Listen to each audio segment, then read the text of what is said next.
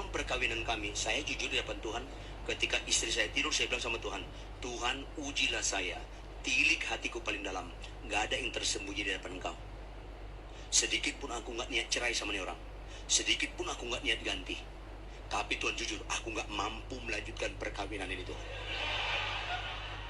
Iya, saya bilang sama Tuhan, aku gak mampu Tuhan. Kalau dia tidur, aku aman. Kalau dia bangun, ada sabda yang baru. Aduh, gak mudah. Apa Tuhan bilang? Segala sesuatu dari dia. Katakan amin. Langsung saya kayak ditampar. Pak! Nangis saya, bertobat saya. Tahu? Sederhana kan? Dari dia langsung berubah paradigma. Saya punya handphone, bukan BlackBerry. Berry.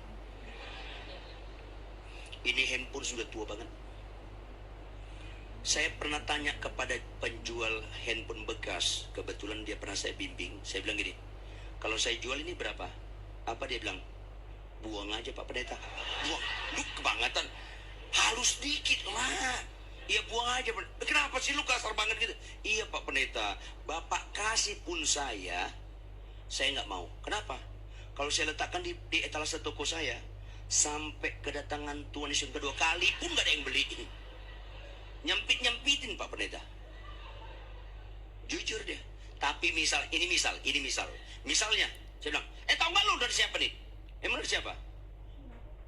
Ini dari Obama, handphonenya pertama. Langsung kagum nggak dia?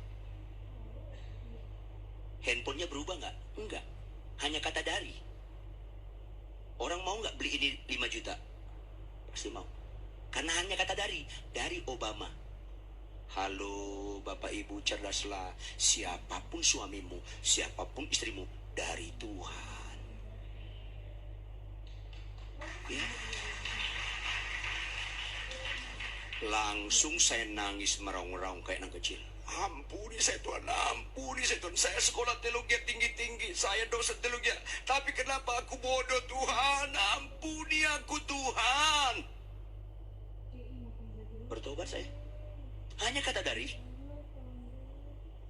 Apa kata Tuhan berikutnya?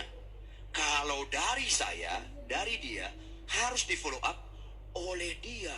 Ya Tuhan, istri dari Tuhan, saya pimpin dia dengan cara saya. Pantas konflik. Dari dia harus di follow up cara dia. Aduh Tuhan, hajarlah aku habis-habisan Tuhan, supaya aku hambamu bukan karena kata orang. Aku hambamu persis yang kau katakan Tuhan. Itulah yang saya kejar. Akhirnya saya belajar. Istri saya kalau marah-marah nggak buka mulut saya. Halo bapak-bapak, kalau istri lagi marah-marah jangan pernah jelaskan. Karena perempuan kalau marah nggak gunakan logika, penjelasan nggak ada guna. Makanya kalau istri saya marah-marah, saya diam, saya tatap dia. Saya bilang sama Tuhan, Tuhan, energik banget istriku ini. Sehat dia Tuhan. Dari Engkau, oleh Engkau.